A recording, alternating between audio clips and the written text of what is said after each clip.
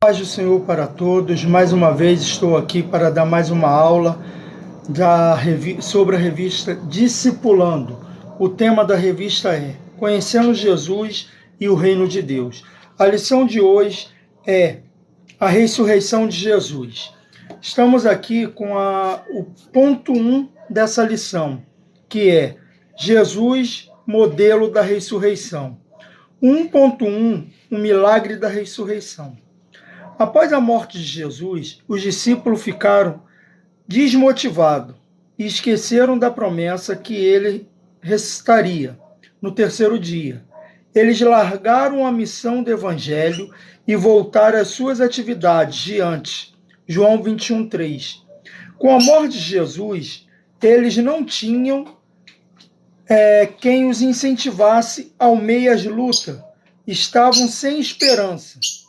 Com Jesus morto, eles já não tinham mais esperança de acontecer algo novo. Lucas 24, 19, 21. Mesmo os sacerdotes e os fariseus, não acreditando, foram pedir a Pilatos que colocasse escolta na frente do túmulo de Jesus, pois eles tinham medo que os seguidores de Jesus roubassem o corpo para falar que tinha ressuscitado. Pilatos então autoriza que o soldado ficasse de prontidão em frente ao túmulo de Jesus. Mateus 27, 65 e 66. Os quatro evangelhos vai relatar que os próprios discípulos de Jesus estavam incrédulos sobre a ressurreição de Jesus. A ressurreição de Jesus é tão real que os sacerdotes subornam os guarda para contar uma história diferente do que realmente tinha acontecido. Mateus 28, 11 e 15. Os soldados falaram que enquanto dormia, os discípulos roubaram o corpo. Quem está dormindo não consegue ver nada. E se eles viram os discípulos roubando o corpo de Jesus, por que não o impediu? Então dá para perceber que tem algo de errado nessa história. Nós vamos ver aqui, falar agora sobre o milagre da ressurreição de Jesus. Nós vemos aqui que Jesus, antes de morrer, ele fala para seus discípulos que após a sua morte, após 3 dias, ele voltaria. Ele ressuscitaria. Só que os discípulos, quando veem a morte de Jesus, quando verem que Jesus morreu, o que acontece? Eles pegam e ficam incrédulos. Eles se dispersam, porque eles pensam que Jesus esquece da promessa que Jesus fez para eles. Mas só que os sacerdotes, mesmo Jesus, mesmo os discípulos ficando incrédulos com o que tinha acontecido, com o que iria acontecer, o que eles fazem? Com essa desconfiança, eles chegam até Pilatos e pedem para que Pilatos colocasse escolta em frente ao túmulo de Jesus. E Pilatos dá essa ordem de colocar soldados tomando conta daquele túmulo. Só que acontece o seguinte: Jesus ressuscita. Nós sabemos que aquele soldado cai em sono profundo com a chegada dos anjos, com a ressurreição de Jesus. E para que eles não morressem, ao invés de eles voltarem para o palácio, para até Pilatos, eles procuram o sumo sacerdote. E o sumo sacerdote os suborna, pagam para que eles viessem mentir, falando que eles estavam dormindo e os discípulos de Jesus veio e roubaram o corpo. Mas há uma grande estranheza nisso. Eles eram soldados, estavam lá com uma escolta. Se os discípulos viessem para roubar o corpo de Jesus, por que eles não impediram? E a outra coisa, se eles estavam dormindo, como é que eles viram que os discípulos de Jesus roubaram o corpo? Então tem algo de errado aí. Então Jesus realmente ressuscitou. Só que eles, com medo do que o povo, do que as pessoas e o próprio Pilatos iria dizer, eles preferiram procurar o sumo sacerdote para pedir proteção. Porque ao chegar no castelo, ao chegar no palácio e falar para Pilatos o que aconteceu, eles seriam condenados à morte. Eles seriam condenados à morte. Eles perderiam a vida deles. Só que aí eles foram procurar ajuda ao sumo sacerdote. E com isso, eles receberam um suborno para tentar espalhar, falando que Jesus não ressuscitou. Mas se os discípulos, como eu já falei aqui, tivessem roubado o corpo de Jesus, por que eles também não tentaram impedir? Então, eles estavam mentindo. Todos nós podemos ver isso.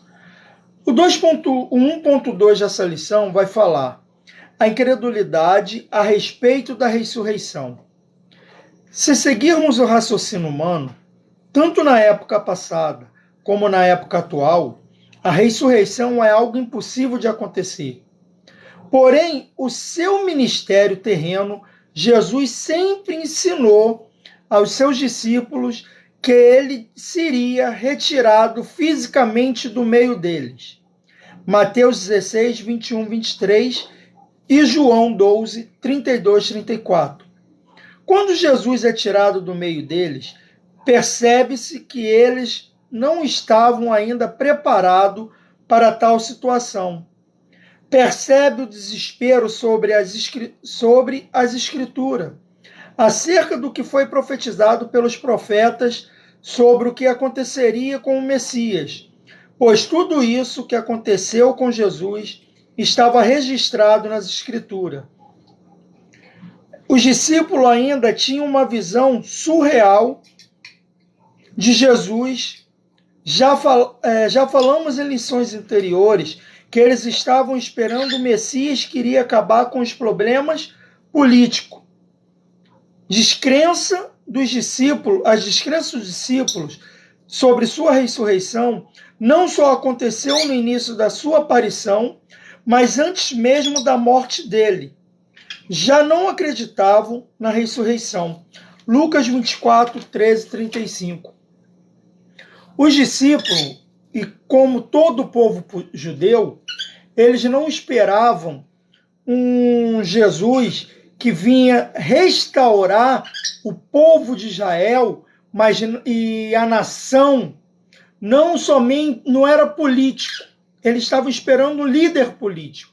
Só que Jesus, na verdade, ele veio salvar, ele veio restaurar a nação de Israel, mas a questão por causa do pecado.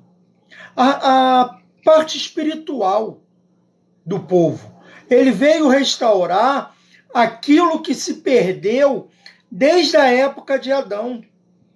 Desde a época de quando Adão comeu do fruto que Deus pediu para que ele não comesse. E ele acabou dando ouvido à sua esposa, a Eva, ao invés de dar ouvido à voz de Deus. Quantas das vezes nós damos ouvido a uma Eva da vida? Eu não estou falando de esposa, estou falando também de amigos também. Às vezes nós vamos ouvir mais aqueles que não era para a gente ouvir e acabamos quebrando a cara. Acabamos fazendo coisas que não era e trazendo consequência para nós. Trazendo consequência para a nossa vida. E foi o que aconteceu. E Jesus, ele não veio para restaurar um reino político. Ele veio para restaurar um reino espiritual. A nossa convivência, a nossa comunhão com Deus. Foi isso que Jesus veio. Só que o povo de Israel, o povo judeu, até hoje espera essa restituição política. 1.3. A realidade da ressurreição. A ressurreição de Jesus não foi em forma de espírito, como se fosse um holograma. Quando Jesus aparece para os discípulos, eles têm uma reação de espanto, pois pensavam estar vendo algum espírito. Lucas 24, 37. Jesus, então, o convida para que eles toquem seu corpo e os repreendem, perguntando: se por um acaso um espírito pode ser tocado. Lucas 24, 39. Jesus mostra para os seus discípulos as mãos e os pés que tinham o furo dos pregos. Para acabar com a incredulidade deles, Jesus pede algo para comer, pois se ele fosse um espírito, não sentiria fome. Lucas 24, 41. Então os discípulos lhe deram peixe e mel para que ele se alimentasse, e Jesus comeu diante deles. Lucas 24, 41, 43. Em outro encontro, Jesus o aguarda com um peixe assado e pão à beira do lago. João 21, 9 e 15. Então nós vamos ver, algumas pessoas até pregam por aí, falando que Jesus ele veio em forma de espírito na ressurreição. Então nós estamos vendo aqui que Jesus ele prova que ele não voltou somente como um espírito, como muitos aí dizem, um fantasma. Ele voltou, ele ressuscitou com a carne e osso. Ele a mostrou para os discípulos e falou: toca em mim, aqui, ó, tá aqui as feridas nas minhas mãos, nos meus pés. E depois, para concluir, ele fala: me dá algo para comer, que eu estou com fome. Espírito não come, espírito não sente fome, espírito não tem como a gente tocar. Então Jesus ele não ressuscitou somente em forma espiritual, ele ressuscitou num corpo carnal, só que um corpo diferente. Amém? Então nós vamos ver aqui o tópico 2 dessa lição, o propósito das aparições do Senhor. 2.1. O período da aparição. Foi muito importante a permanência de Jesus por 40 dias aqui com seus discípulos, pois assim ajudou-os na incredulidade dos discípulos com a sua ressurreição. Atos 1:3. Em uma das suas aparições, Jesus apareceu para mais de 500 pessoas e depois para os discípulos. E Paulo ainda relata que algumas testemunhas já dormiam no Senhor, porém muitos ainda estavam vivos. 1 Coríntios 15:6. Paulo está dizendo, se você ainda não acredita, vá até essas pessoas e pergunte a elas.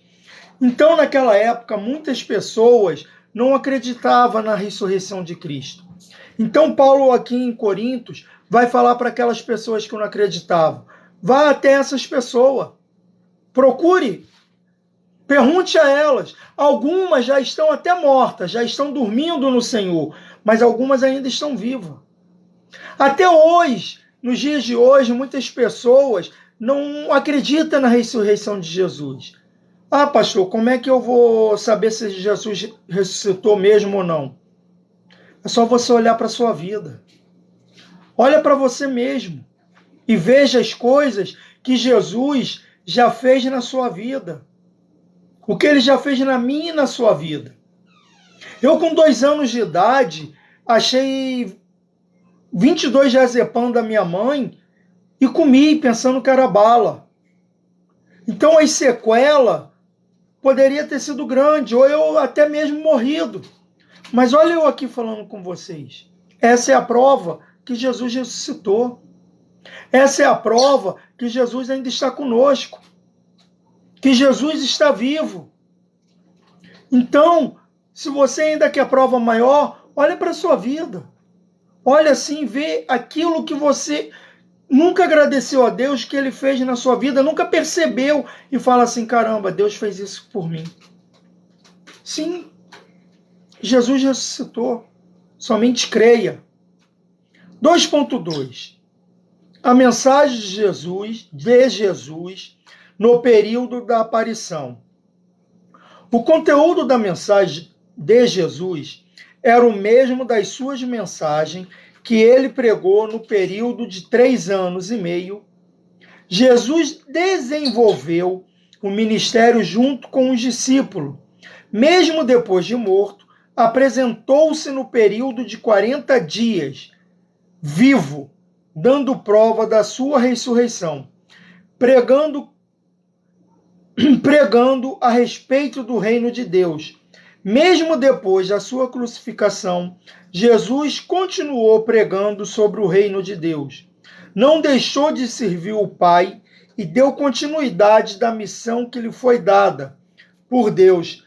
Teve paciência em ensinar novamente para os seus discípulos, que não entendia porque ele tinha que morrer. Lucas 24, 27, 45. Então nós vamos ver, na verdade, que Jesus, mesmo depois da sua morte, ele ressuscita e ele vem fazer como se fosse uma reciclagem com os discípulos. Porque os discípulos, como eu já tinha dito aqui, eles esperavam um rei político. Então eles não entendiam como que Jesus, sendo rei, sendo o Messias, ele tinha que morrer na cruz. Ele se entrega para morrer na cruz. E por que ele não lutou contra isso? Jesus tinha todo esse poder. Tanto é que Jesus fala para Pedro, quando ele corta a orelha de Malco, que se ele quisesse, ele orava o Pai pedindo legiões de anjos para protegê-lo, para lutar a favor dele.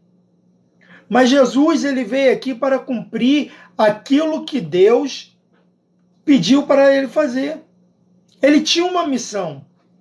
Jesus não é como muitas das vezes nós que temos uma missão e quando nós começamos a ver as coisas apertarem, a gente quer desistir dessa missão. Então, quando Deus dá uma missão para você, não desista. Faça que nem Jesus. Continue. Então, aqui Jesus faz uma reciclagem com esses discípulos. E aí, esses discípulos, aí sim, aprendem realmente o que Jesus veio fazer na terra. Em certa passagem, Jesus fala que ele não veio somente para fazer milagres, realizar cura. Porque o maior objetivo de Jesus aqui era nos aproximar novamente de Deus. Que a gente viesse se tornar íntimo de Deus novamente, como ele era íntimo de Adão lá no Éden. O 2.3 vai falar a prioridade de Jesus no período da aparição. Jesus se dispôs a ensinar novamente Cleopas e outros no caminho para Emaús. Lucas 24, 13 e 35. Apareceu para seus discípulos e pede para Tomé tocá-lo. João 20, 19, 29. Pois a prioridade de Jesus, antes da sua crucificação e após a ressurreição, continuou a mesma, que era a sua missão de pregar sobre a libertação e salvação das pessoas. Lucas 4, 43. Essa salvação e libertação não era uma libertação de uma nação contra outra, mas sim de uma pessoa, da pessoa do pecado. Muitas das vezes nós somos escravos do pecado. Em alguns lugares até pode ter ainda humanos escravizados. Mas Jesus, na verdade, ele vem nos tirar da mão do diabo. Nós éramos escravos de Satanás. Por quê? Porque nós vivíamos no pecado. Nós vivíamos pecando e não conseguíamos deixar de pecar, de fazer aquilo que era errado. Nós nos prostituímos, nós éramos mentirosos, muitos eram ladrões, muitos eram usurpadores, muitos eram cobiçosos, invejosos, e Jesus veio para nos livrar disso. É isso que Jesus veio para nos livrar. É essa libertação que Jesus trouxe para nós. E ele trouxe para mim e para você. Quantos ainda estão presos na garra do pecado? Muitos ainda estão presos nas mãos do diabo, na mão do inimigo. Só que essas pessoas que ainda estão presas ao pecado, elas não querem assumir. Quando muitas das vezes você vai falar de Jesus para alguma dessas pessoas, essas pessoas já falam que conhecem a Deus. Eu conheço a Deus, eu conheço a Jesus. Só que eu canso de dizer para vocês, Jesus, ele não quer um conhecido, ele quer um amigo.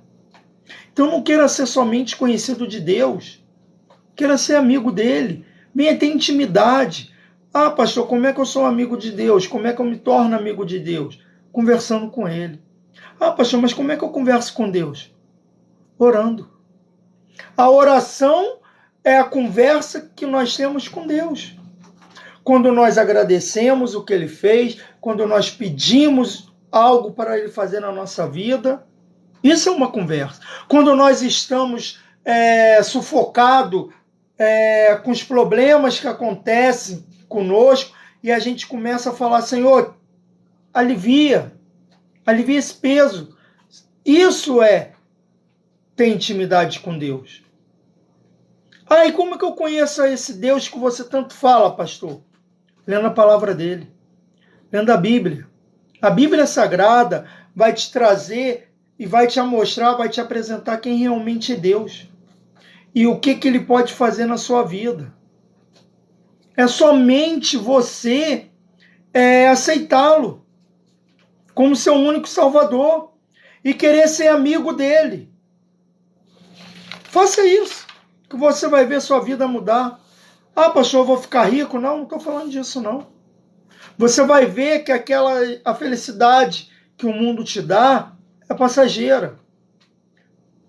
Mas a felicidade que Deus te dá, mesmo você com problema, você ainda vai continuar sorrindo. E não vai sorrir só por fora. Você vai sorrir com o seu coração. Ah, eu não vou passar mais por problema? Não, vai sim. Você não vai ficar imune a problemas. Você vai ter problemas, vai ter situações que vai te entristecer. Ah, então eu não vou perder mais ninguém da minha família, ninguém mais da minha família vai morrer. Não, vai morrer. Mas Deus vai te ajudar. Toda vez que você estiver passando por alguma situação ou tiver um sofrimento, Deus vai te ajudar a combater isso. Deus vai te ajudar a passar por essas situações. O ponto 3 dessa lição é o significado da ressurreição de Cristo. 3.1. A ressurreição, uma promessa milenar. No mundo antigo, quase não se tinha o conhecimento para onde se ia após a morte. João 14, 1:14 e Salmos 88, 1:12. Porém, um assunto sobre a ressurreição não aparece somente no Novo Testamento. Aparece primeiro no Antigo Testamento. O profeta Daniel menciona sobre a ressurreição no seu livro, Daniel 12:2. Daniel está profetizando para um tempo futuro, onde Deus ressuscitará a todos para um julgamento. Apocalipse 20, 11, 15. Nós vamos ver aqui que a ressurreição é algo que muitas das vezes é difícil de se tratar, mas ela é real. As pessoas nunca tinham aquele tabu de não saber ou de, às vezes, não querer falar para onde iria a nossa alma após a nossa morte. E muitos até hoje pregam que estamos vivendo aqui, morreu, acabou. Só que isso não é verdade. Na palavra de Deus vai falar, que Deus vai falar, se te pedirem a tua alma hoje, o que tu vai fazer? E aí? Você ainda vai ficar nessa incredulidade, brincando, achando que está novo demais? Ninguém tem idade para morrer, não. Ninguém morre só depois que completa 100 anos, não. Existem pessoas que até nascem e morrem logo depois, que são os bebês, eles acabam de nascer, para de respirar ali e morre. Não tem vida. Só sai, respirou e morreu. E aí? Era um bebê. Acabou de nascer. Então, para onde você quer que sua alma vá? Para Cristo ou para o diabo? Muitas das vezes a gente tem que falar sério assim, falar mais forte. Porque muitas das vezes as pessoas querem que apareça alguém que passe a mão na nossa cabeça. Falando, não, se você não morrer agora, sem Cristo, você vai ter mais uma chance. Não, não tem mais chance. A chance é agora. A chance é agora. Para que você venha ter a ressurreição em Cristo, você tem que se decidir agora. Aquilo que você faz de ruim, deixa de fazer. Se você que está me ouvindo pratica roubos, assassinato, se arrependa. Você ainda tem chance. Mesmo que o inimigo fale que você não tem chance, mas se arrependa. Você que adultera, traz seu esposo ou sua esposa, se arrependa. Você ainda tem chance. Tudo aquilo de ruim, que você sabe que é de ruim, que você faz, o que você está pecando, se arrependa enquanto você está vivo. Porque você ainda tem chance. Mas a partir do momento que você perder a sua vida, não tem mais chance. Ou você vai para o céu, ou você vai para o inferno. Esses são os dois caminhos. Não existe outro caminho. O momento do arrependimento é enquanto você está em vida. 3.2. A ressurreição se cumpre em Jesus. Paulo vai dizer que Jesus é o primeiro que ressuscitou entre os mortos, para provar a sua excelência. Colossenses 1,18. Paulo já tinha se expressado dessa forma em sua primeira epístola aos Coríntios, quando falou sobre a ressurreição de Jesus. Jesus foi o primeiro que ressuscitou entre os que dormem. A primeira ressurreição que acontecera após a crucificação. Da mesma forma que a morte veio através de um homem, Adão, a ressurreição veio através de um homem, Jesus Cristo. Vou dar uma pausa aqui porque vocês devem estar pensando assim, aqueles que já ouviram, já leram a Bíblia, ou conhecem, ou já ouviram uma história, devem estar pensando assim, pastor, e Lázaro? Jesus não ressuscitou Lázaro? Na verdade, Jesus não ressuscita Lázaro. Lázaro não ressuscitou. Lázaro volta a viver. Qual é a diferença de ressuscitar e voltar à vida? Voltar a viver? Que Lázaro passou algum tempo, ele volta a morrer. Ele morre. Jesus não. Jesus, ele ressuscitou e continua vivo. Então, existem pessoas que falam assim, eu fui arrebatado, tive uma morte e fui ressuscitado. Não, eu tive uma morte e voltei a viver. Deus deu uma nova chance e ele volta a viver. Por quê? Porque um dia ele vai vir morrer novamente. Então Jesus foi o primeiro que ressuscitou. Ele é o primeiro da promessa, onde está escrito lá no livro de Daniel, que iria haver ressurreição. Pois Jesus ressuscitou e não morreu novamente. Ele continua vivo. Então Jesus é a primeira e única ressurreição até hoje. Nenhum outro ressuscitou. As pessoas que tiveram aquela aquela morte, que os médicos falaram assim, não tem mais jeito, morreu, e do nada, e de repente elas voltam à vida, elas não tiveram a ressurreição, elas voltaram à vida, mas em algum momento elas vão vão perder a vida dela. O 3. Dando continuidade, aliás. Da forma que a morte entrou no mundo através de Adão, todos nós seremos vivificados por Cristo. Paulo faz uma comparação entre Adão e Cristo, onde Adão trouxe a morte e Jesus trouxe a ressurreição. Porém, Jesus é considerado as primícias dos que dormem, pois todos esses que ressuscitarão na Bíblia, depois de um tempo, voltaram a morrer. Na verdade, essas pessoas não foram ressuscitadas, elas só voltaram a viver. Pois ao passar de um tempo, morreram novamente. O único que realmente ressuscitou foi Jesus, pois esse ainda vive. Viu o que eu falei para vocês? Jesus foi o único que ressuscitou. É o único que ainda vive até hoje no meio de nós. Jesus é aquele que está vivo. Os outros voltaram a morrer. A Bíblia não mostra que Lázaro morreu de novo, mas ele morreu. Alguns ali ressuscitaram.